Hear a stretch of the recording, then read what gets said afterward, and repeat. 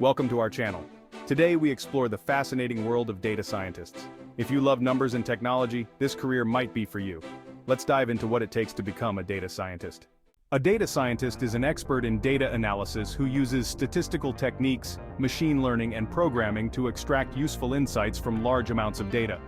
They help companies make informed decisions based on concrete data.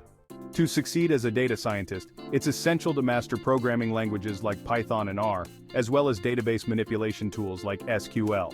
Skills in statistics, machine learning, and data visualization are also crucial.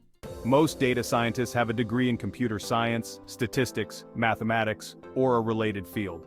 Master's programs in data science are highly regarded. Additionally, many online resources and certifications allow continuous learning in this rapidly evolving field.